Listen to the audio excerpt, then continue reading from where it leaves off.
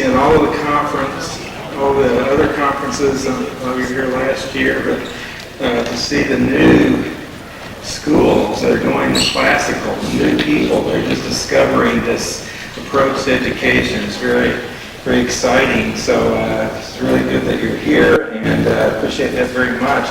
Let me just go through a few things in your packet. You may have gone through that yourself. Let me just say a few things. On the, I guess the right-hand part of my packet, at least, there's a map of the college. This is those who studied the labyrinths, the myth of the labyrinth in your classical literature classes. We'll see a lot similar here in the Mequon, all the different corridors and things. But we have signs up, you can follow those, follow the map, and the people will be glad to help you. In the restrooms, as you go outside, just go to the right. You find the restrooms there. Go to the left, and down that hall, those are the classrooms where the different sessions will be held for the seminars and breakout sessions. Notice the Paideia schedule. These are the activities we have for the kids who you brought along. Really excited about this. We're going to have a music camp for those who want to do music. I want to thank Sandy Bryant for being in charge of that. They will perform, the plan is, for the banquet that we'll have tomorrow night. So that'll be something to look forward to. There's a chess camp. So I'm sure that the 6-year-olds are going to learn chess. We'll be glad to play chess with you and probably embarrass you greatly. That's being taught by Bill Krause. Appreciate that. And then Jeff Williams, who's the husband of Sally Williams, who's really, we owe so much to her for organizing and taking care of so many things here. He's going to run a computer camp. So there'll be lots of exciting things for the kids to do. Last I heard, we have 20 children, we have 88 registrations, last I heard. So again, we really appreciate the turnout. Jeff will also be the chaplain for the conference. Again, as you see on the schedule, we'll be having some time for worship in our main chapel later on. But again, we thank him for being our chaplain. Other things, bookstore. You can have a coupon for things in our bookstore. They have there are a number of tables outside here with lots of material you may want to take a look at, and you want to get it. In the bookstore, though, is where they're having our main book table. They have available a lot of new books on classical education. Christian Kopp will be speaking at our banquet. Has written a really fine book called The Devil Knows Latin. And last year we couldn't get it, but this year we have it. Also, there are a number of other really good books on classical education that we'll have there at the bookstore. Even the one that I did, it's kind of hard to get, classical education with Andrew Kern. They'll have that. It has 2 new chapters. We did a revised version, the whole chapter on homeschooling and another chapter on parochial schools. So that will maybe be helpful to some of you. But again, a number of other relevant. There's a new book, Lutheran Rhetoric, out from CPH. We have that one too. So when you get a chance, go to the bookstore. When you get there is just follow the hallway. There's a hallway, there's the dining hall, and there's on the left, you go, then there's the chapel. Keep going down that hallway until you can't go any further and go downstairs. That's in Albrecht, and they have a nice bookstore there with CPH here. Appreciate that. There's a whole section now of CPH books, some of the latest titles from CPH bookstore is doing to promote some of the Lutheran materials. Anyway, so that the bookstore, there's a sheet on Summerfest. I want to say some more things about tonight's activities. This is a very good time to be in Milwaukee. I know it's not usually so hot. Got to apologize for that. It's almost never this hot here.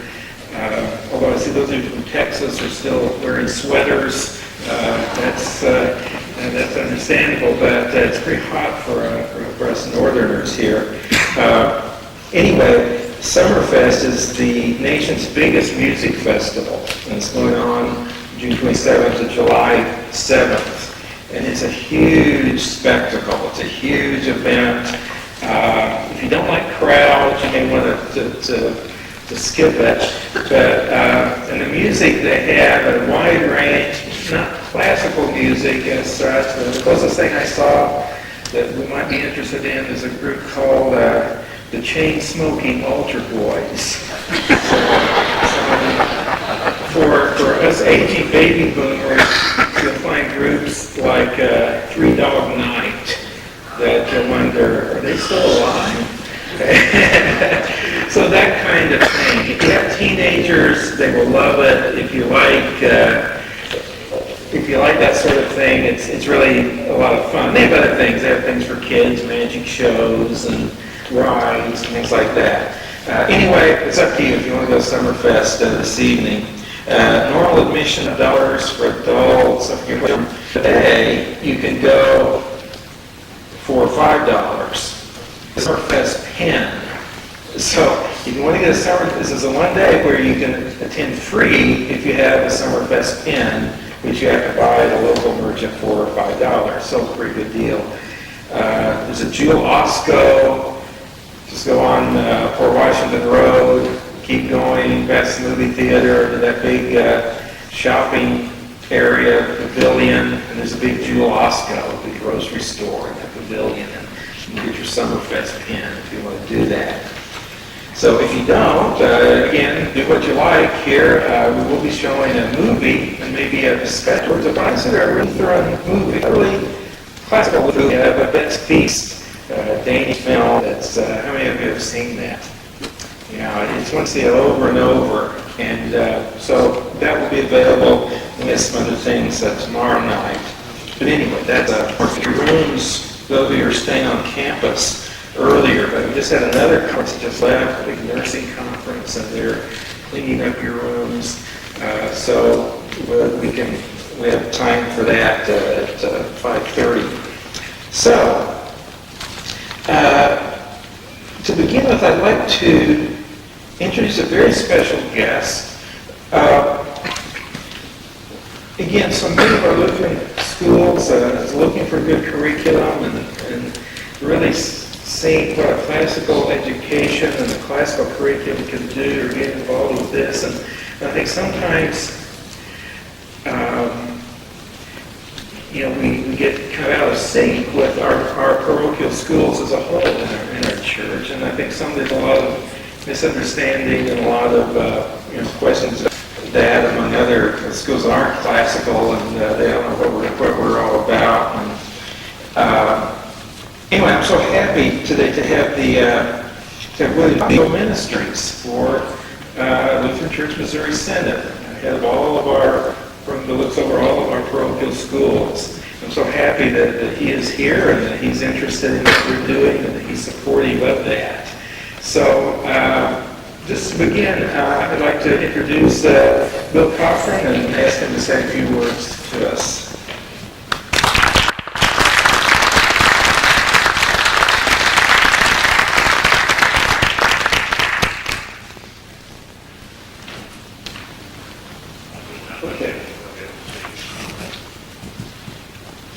To be here with you today and tomorrow. Have to go back tomorrow afternoon, but I want to say thank you for the ministry that you provide to children in our Lutheran schools. And I know some of you are homeschooling, and I'm anxious to learn more about that ministry. I want to let you know that I've had the opportunity to visit one of the classical schools in Wyoming. I was very excited to be there and saw what they were doing an excellent job. I want you to know that I support you in what you're doing. And I want to be able to help you any way that I can.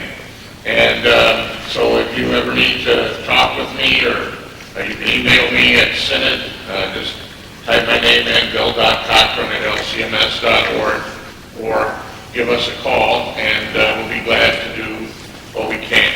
I thank God for you and for the ministry that you provide. I'm happy to be here with you today. Thank you.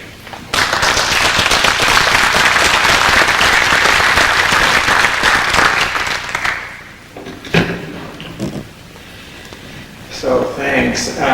We thought to begin, it would be helpful to sort of frame our whole conference to think through a little bit about what we mean by classical education. Also what we mean by classical Lutheran education. People here that you're involved with a classical Lutheran school, or your homeschoolers that you're using a classical curriculum, it's kind of hard to explain sometimes what that means and how it's different maybe from other approaches. I thought to begin with, we'll try to define that a little better. How classical education is distinct from other approaches, and secondly, how our Lutheran approach is distinct from other applications of classical education that are out there. One of the things we find when we're looking at curriculum, and we find things from other classical schools, some of them are very good, but they have a certain bent. Some of the leaders of the classical education movement, the recovery of that, are Calvinists. Naturally, the Calvinism manifests itself in some of that material. Catholics have been using classical schools for a long time. Of course, their material reflects their perspective. And even the secular realm, they're discovering classical education. As people try to find a method of education that's really effective, many are turning to classical schools, and not just Christians.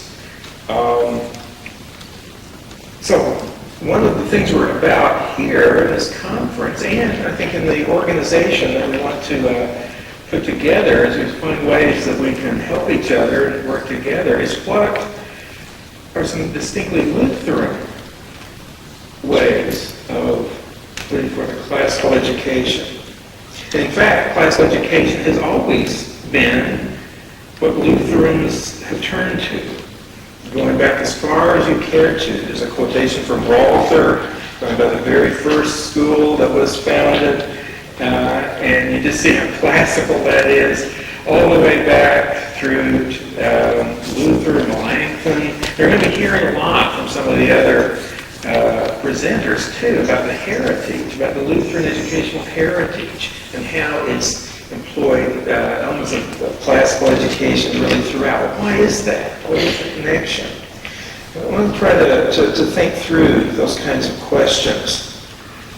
And especially, what do we need to do to Lutheranize our schools, to Lutheranize the curriculum that we're using, or the classical curriculum that we're planning.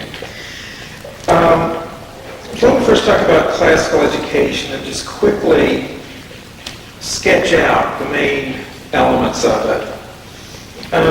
There's a handout here, a yellow gold handout, the liberal arts and sciences. I've used this before, and some of you have seen it quite often. I might get that out, and I just want to say a few things in reference to it.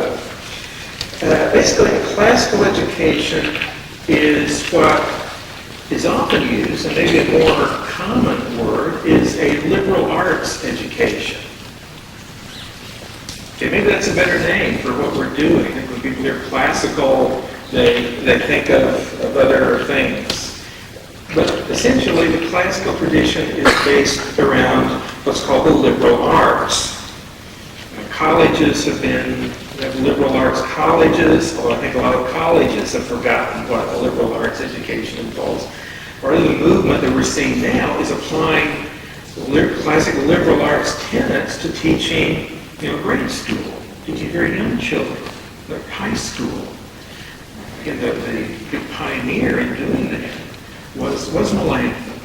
When he started, he and Luther were starting the schools to teach young people how to read so they can read the scriptures. The type of curriculum they implemented was really an adaptation of what was going on in the universities in pursuing the liberal arts. So it was a very innovative thing, and people now are sort of rediscovering that whole approach. It's called liberal arts. Term liberal. We're conservatives. We don't want to have liberal arts. But actually, the word liberal comes from a Latin word for freedom, and it comes from the tradition of giving a special kind of education for people who are free. There's an education for slaves. It involves just teaching them to do their work and do it well, do what they're told, mind their own business. Don't get pushy over your masters. Slaves had to be educated too. But then in ancient Greece and ancient Rome, where this was done, they had another education for people who were to be free. It's very interesting that, again, those early Reformation schools that Luther and Melanchthon started gave even the peasants, even the women and the serving girls, an education designed to help them be free. Not just to think like a slave, but to be able to think on their own, to develop the leadership skills and the kind of education that could really make them successful in whatever God called them to.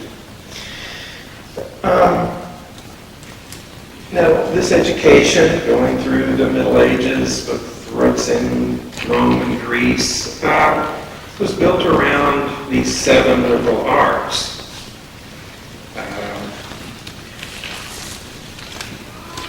The trivium, those are the first 3, the foundational 3 of what was taught in grammar school.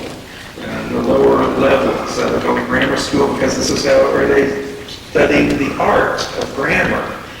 The trivium focuses on language. Classical education puts a lot of emphasis on reading, writing, and speaking, and really mastering language. They did that through these 3 arts. And these aren't classes or courses. These are things that this is a model for the different skills that they were trying to impart in whatever they were teaching. Grammar, logic, and rhetoric. Grammar refers to the basic, vocabulary and structures of the language and what the letters sound like and how to read and just the very basic kinds of elements of mastering the language. But that wasn't enough. That's grammar. Then the next thing was logic. To be able to think with language. To be able to understand. To be able to deal with ideas. That was the realm of logic. And even that wasn't enough to really master the foundations of what the child needs to know. A third leg of the trivium is rhetoric. To be able to use language originally and persuasively. To come up with your own ideas and to present those in a way that can persuade others. Now, it's been said that the trivium really can be applied to every subject.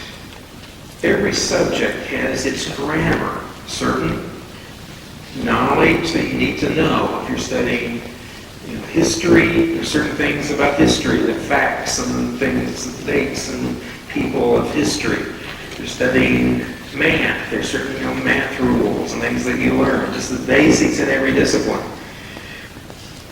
There's also a logic in every discipline, to be able to think and understand the discipline. You know the facts of history, but then can you come to understand history? To understand why people were doing the things they did. Be able to see the big picture as well as the little picture. See the forest as well as the trees. Finally, rhetoric. There's a rhetoric in every field. The rhetoric of a field is when you use it. Based on your knowledge of history, the grammar, your understanding of history, the logic, then can you apply it? What does our knowledge tell us about September 11th and the war against terrorism and the conflicts that we're seeing today? Can you use this? Again, science, basic knowledge of science, the understanding, and then to do your own experiments, to solve a new problem based on what you have learned. That's the rhetoric of science. Now, again, I think the biggest characteristic of a real classical education, a real liberal arts education, is the mastery of the trivium above all. And to have that trivium sort of mentality when you approach any given subject. What's the knowledge I need to teach? If you're a teacher or a parent homeschooling, how do I get my children to understand this material? And then how can I get them to use it? That's the grammar, the logic, and the rhetoric. Now, the trivium is also seen as a developmental model. That was Dorothy Sayers' emphasis. Very young children focus on the grammar, and when they're a little older, in the middle school range, you start to always talk back and not believe anything you say and give you a hard time. That's because they're ready for logic. They're ready to understand. And so you approach them then differently when they're that age. The rhetoric, the high school years, when young people want to be understood, no one understands me, and they're reaching out and so oriented to their peers. That's because they're ready for rhetoric. And you teach them to express themselves effectively and appropriately. Many of the classical curriculum you'll see are based on that. And I think that's very helpful. Although my own view is that in every age we need to do the trivium. Even very young children at different levels, to different capacities, can ask questions. And so you can do some things with logic for them. They also can apply things that they've learned and come up with their own stories or their own material. They can do some rhetoric too. I encourage classical teachers to use the trivium just at every level, to whatever degree that the children can do. But that's another use of the trivium. The trivium is also a model for teaching, because there's a different teaching approach that goes with each part of the trivium. With grammar, on the grammar level, when you're teaching kids to, know their math facts, or to, learn, the books of the Bible, or to learn, how the letters sound, and so on. The teacher is in the role of a coach. The child has to practice. and they have to, work at it until they understand these basic things. Teacher is a coach. On the logic level, the method used is dialectic, which means questions and answers. Classical educators, you don't teach logic or understanding just by lecturing to the students, but by having a conversation. And it isn't even that the students are asking the teacher the questions. The teacher is asking the students leading questions so that they stumble upon the answer themselves. So the teacher is in the role of a conversationalist.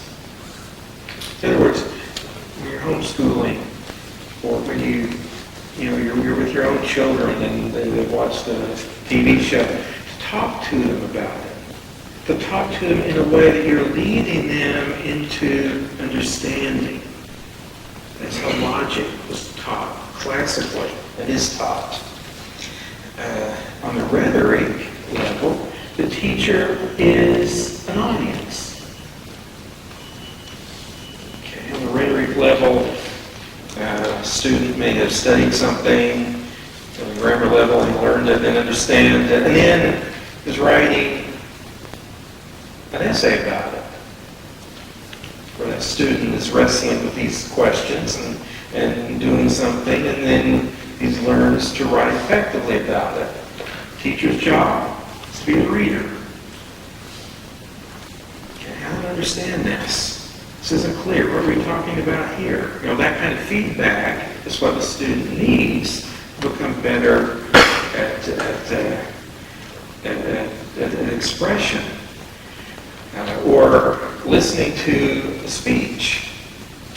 Or, when the student has done a project, then the teacher is in a position to be the audience for that project and give them feedback as to what works and what doesn't work. Now, this is why classical education works so well for homeschooling. Because there's a sense in which, and don't take this wrong, the rest of those of you who are professional teachers, the teacher doesn't have to necessarily know a whole lot to give his students a classical education. Because really the student is doing it all. You're providing the books to read. You're making sure that the student is, masters the material. You're talking to the student about, not that you don't have to do a lot. This is very teacher intensive. You're always talking to the students to get them to understand it. And then you are receiving it. But even somebody who doesn't have a classical education, and again, none of us do, really, very few of us do, whether we're teachers or parents or college professors, almost none of us had this kind of education ourselves. But you don't need it to give it to your students or to your children. Well, that's the trivium, and again, it's a very rich kind of paradigm that you can apply on a lot of different levels.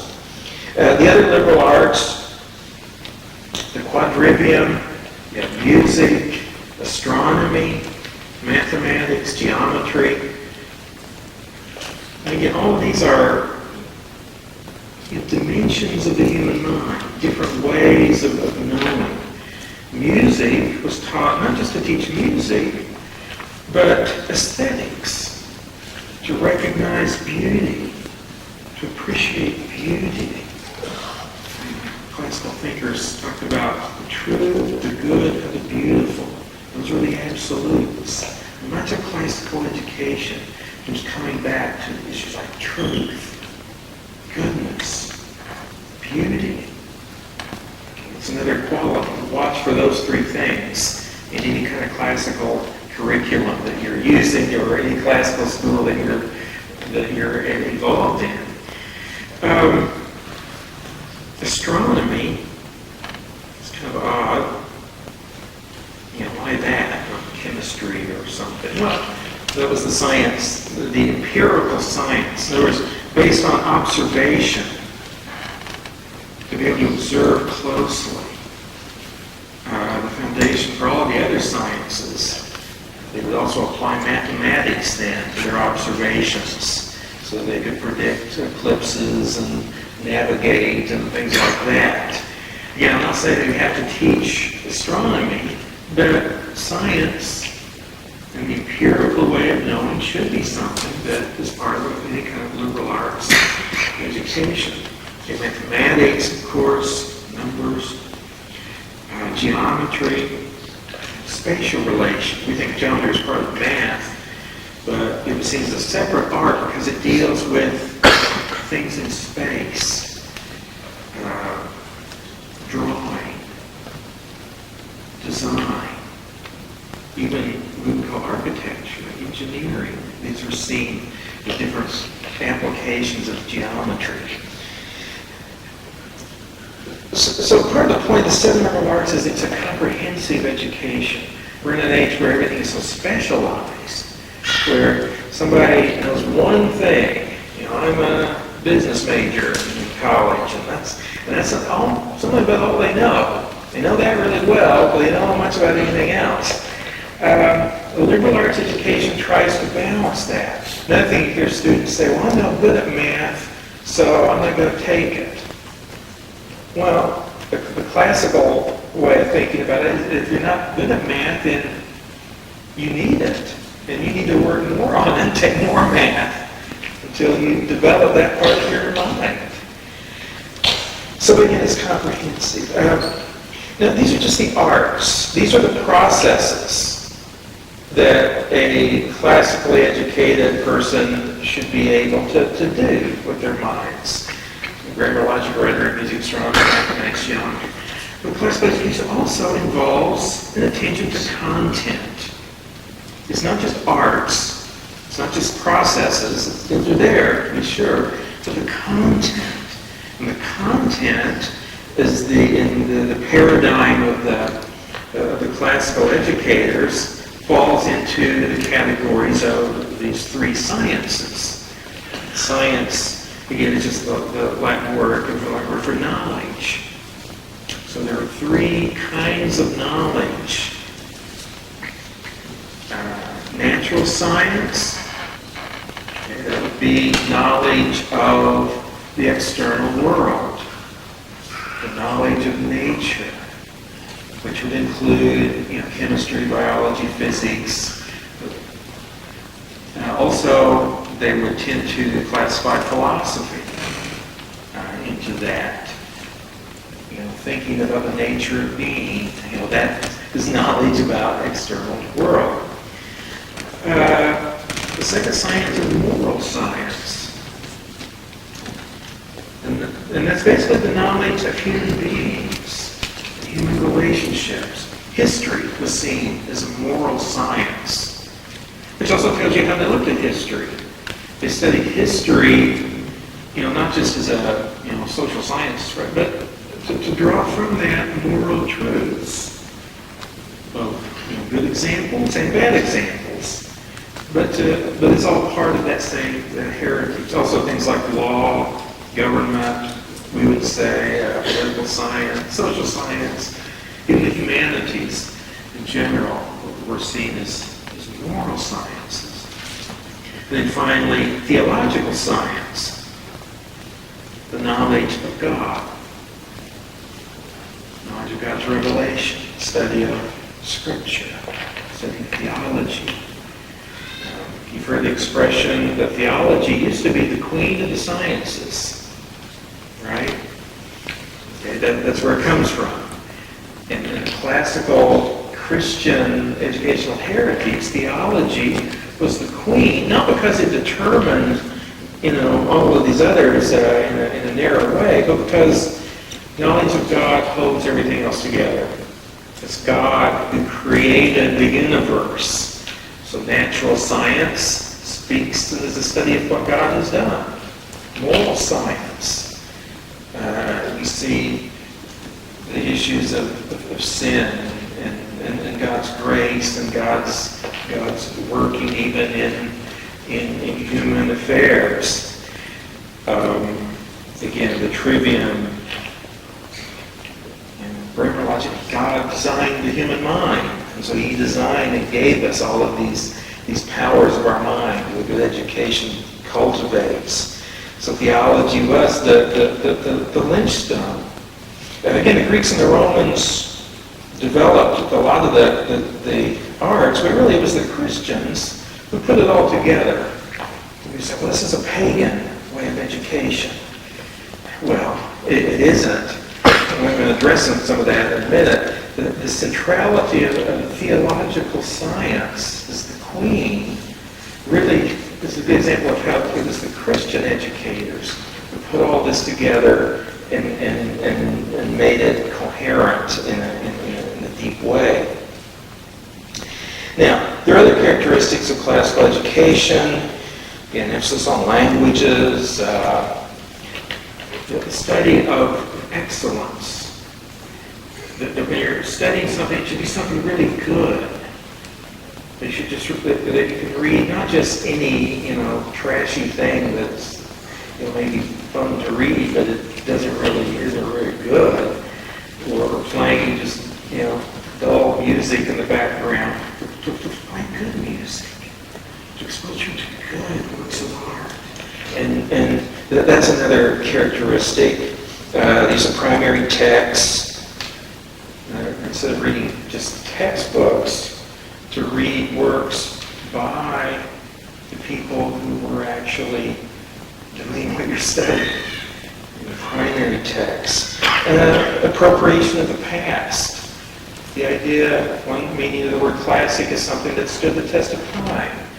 So in classical schools there tends to be an interest in, not just in history, but in works from the past, not because we're escaping anything, but because to read a work from the past that has stood the test of time is more relevant, because it has more to tell us, and is a different perspective than just the things in our own time. So obviously classical schools tend to do more of that. Now, I want to focus though on the Lutheran use of classical education. As I said, there are different manifestations of this, different emphases. As Lutherans, we have a framework of our own that we bring to classical education. Again, anytime you read a history of classical education, it always goes back to Melanchthon, who was a great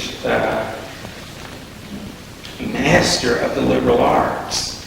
The Lutheran heritage, as we'll see, has used elements of this, but I think it's used them in a different way maybe than other people have used them. Again, Calvinist, the big Christian school movement here, the ACCS, Doug Wilson, he's really the one who brought this back into 20th century churches, and 21st century churches.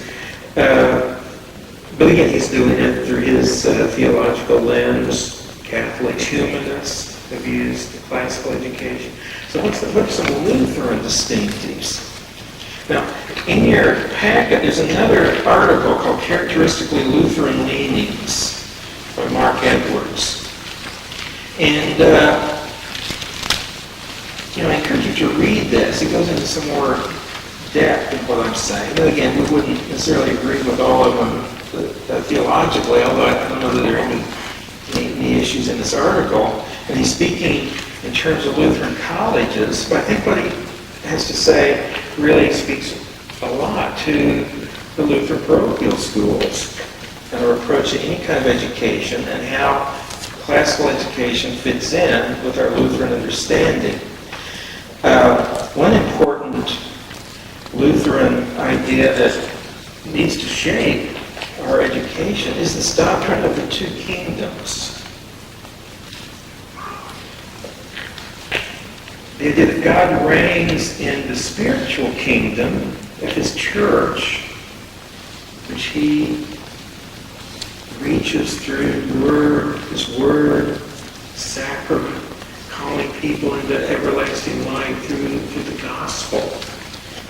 That's the spiritual kingdom. But Lutherans have also taught that he also reigns in his earthly kingdom. That God reigns operates in a different way in the secular arena.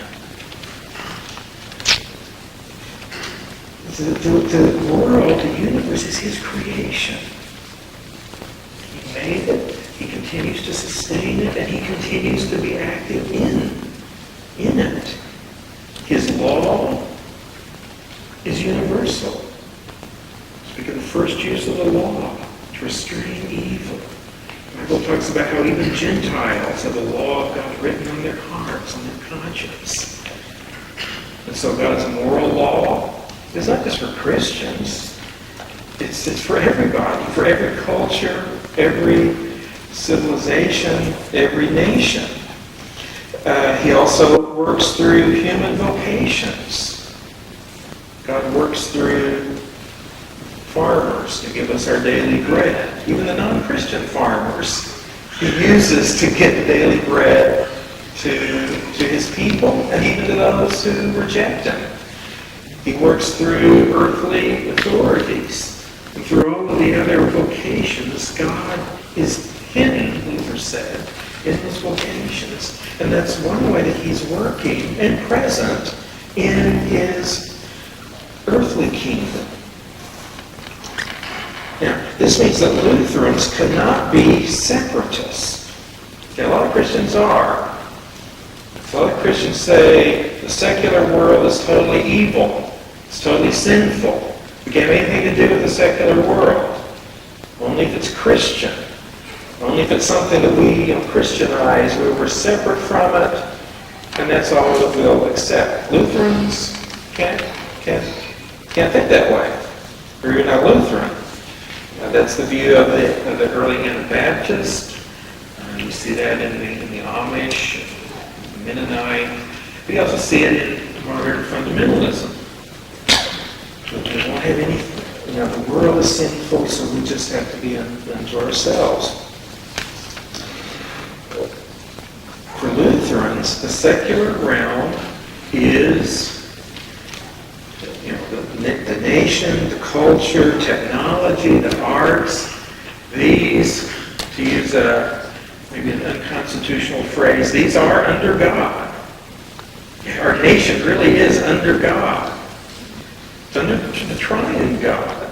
It's under the real. People may not know him or have a saving relationship with him, but God is ruling in the secular realm. He's hidden there, just like he's revealed in the church through his word. He's hidden, but he is active. Nor can we be theonomous. Okay? Theonomous are a group, particularly today, from a Reformed perspective, that believe that God's law has to, that we need to Christianize everything that we do. In other words, there's a Christian way of being a businessman, a Christian way of being an artist, a Christian way of approach to every subject, trying to apply biblical law, biblical principles to secular things. Some of the theonomists believe that Christians need to take over the country, that we need to run our nation under the Old Testament laws, including, stoning disobedient children. Some of them might think that would be a good idea. It really gets frustrated. But they believe that the Bible is a law that we have to follow in every part of life. Now, again, Lutherans can't think that way. We see that it isn't a matter of that it isn't a matter of Christianizing whatever. God is already the king of the secular realm. He already is working in our government. It's not a matter that Christians have to take it over as if we would rule any better than anyone else. But that God is already at work. His kingdom is a reality. It's not something we have to bring in by conquering somebody or by taking over something. God's kingdom is already there. Now, what does this mean for education if we can't be separatist or theonomous? That we have this doctrine of two kingdoms. This means that Lutherans have no problem studying purely secular subjects, even reading works by non-Christians. Some Christians won't study Aesop's fables because Aesop was a pagan. And so whenever we put into our kids' these fables, well, again, what Aesop is teaching, the little boy who cried wolf, that's a good story. And that's a valid point about civil righteousness and common sense and telling the truth. Even though Aesop didn't live far before Christ and didn't even know the people of the Bible, still, he can come up with some good stuff.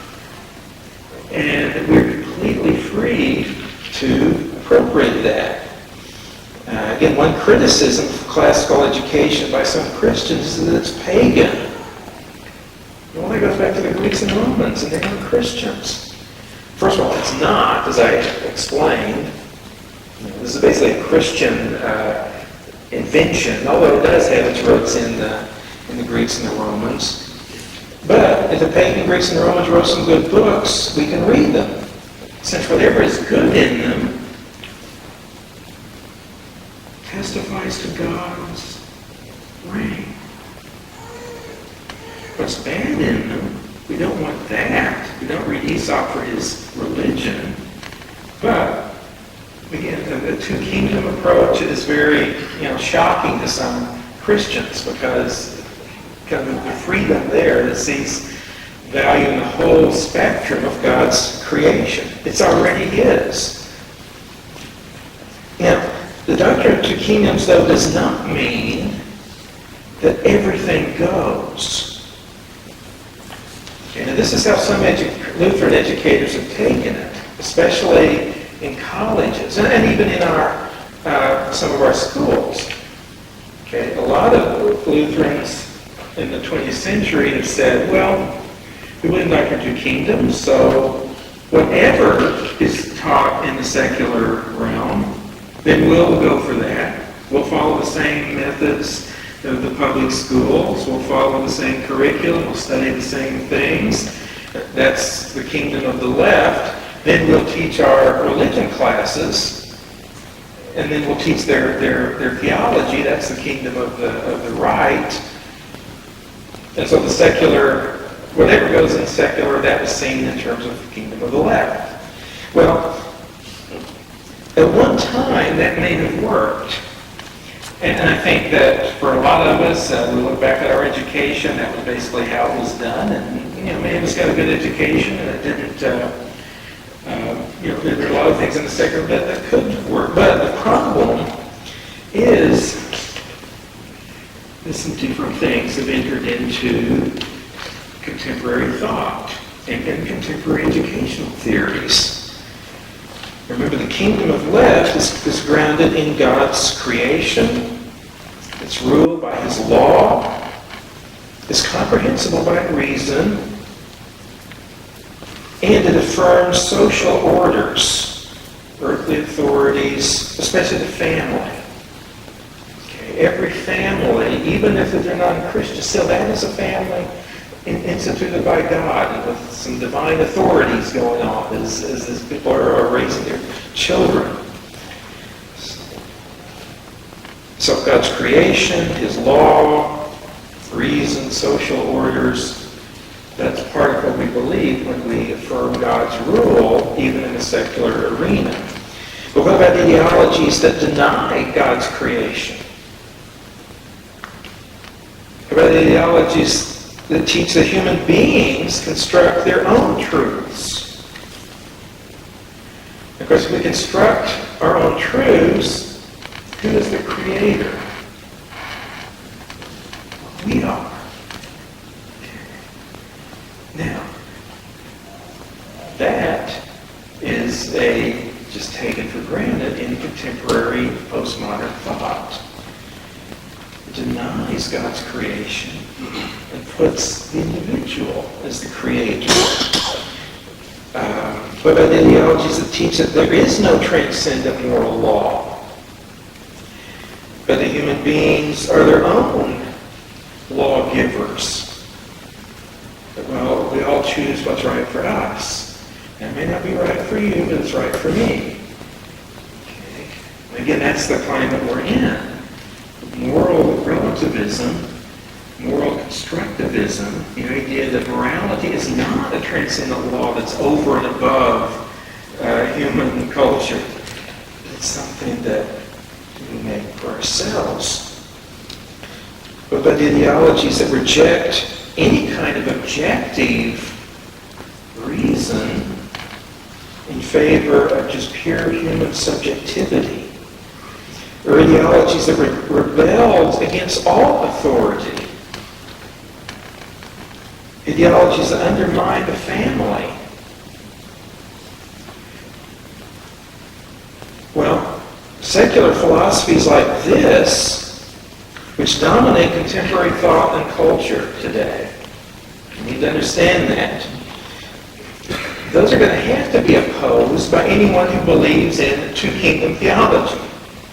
Whereas there's a difference to say God rules in the secular realm, and so we can affirm, all the secular stuff, but ideas that deny God that rules in the secular realm, or that there even is a secular realm other than what we make in our own imaginations, that's going to be in conflict with a Lutheran understanding of reality.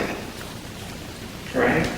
We can accept a lot of secular ideas, but not all of them, especially the ones that directly undermine every part of any possibility of there being of God's created order. So that means that Lutherans will favor secular knowledge if it supports objective truth, objective morality, and the like.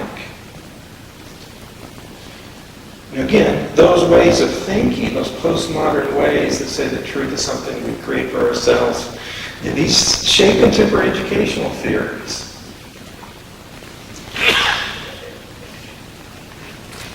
And, the approach to teaching, whether it's ethics or even math or even history, tends to be dominated by the kind of, in fact, it's a term, constructivism today. Constructivism. Now, I think a lot of what is said to be constructivist isn't really constructivist.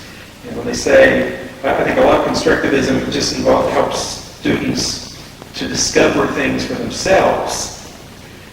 But the very terminology is interesting because it ties into that whole postmodern view that we are our own creators. Now, this means that Lutherans will favor educational approaches that affirm objective truth, objective morality, reason, and the social orders, which means that Lutherans tend to favor classical education.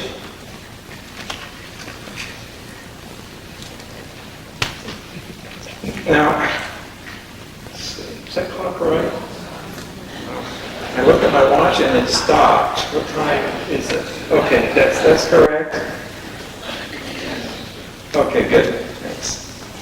Well, let me just quickly then point out a few other distinctions and things to watch for as we're Lutheran, as we're pursuing not just a classical, but a classical Lutheran education. The distinction between law and gospel. Okay, some advocates of classical education stress the goal of inculcating virtue. And this is a very important part. Even in the classical educators of the past, they stress how what we're doing is trying to inculcate virtue in our children. And that's important. It's important. Some classical theorists, though, believe that morality is a matter of knowledge. To know the good is to do the good.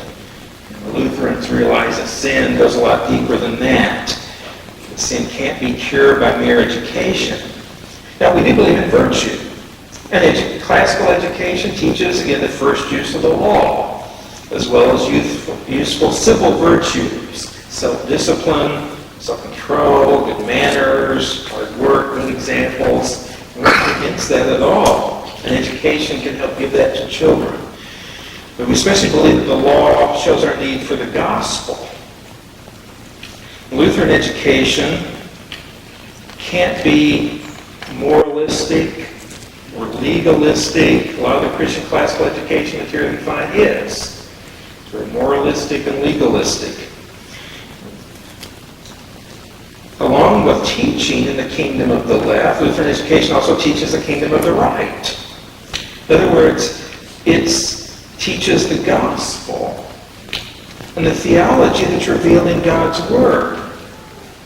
Whereas Lutherans say, let's teach the kingdom of the left, but also the kingdom of the right. And it teaches theology and the gospel by means of catechesis. So that's also going to be a part of a real Lutheran classical education. Notice that the catechism and the teaching method it employs is that of classical education. It's the trivium. Whereas in catechism, you learn the Bible verses and learn the creeds and learn all of this stuff. That's the grammar. But then the catechism in its form is a series of questions and answers. In other words, it's dialectic. And the refrain that keeps coming is, what does this mean? And that, of course, is to teach the understanding of the theology. Not just rote memory. Well, memory is good, but that's only part, that's the grammar. But then the catechism moves us into understanding. What does this mean? And finally, the rhetoric of catechism is that those truths are internalized in the student. The child or young man or young woman lives out the Christian faith in their lives, especially in worship. And as they're empowered by that gospel to live out in their vocation. And of course, that's a final Lutheran distinctive I want to mention, the doctrine of vocation.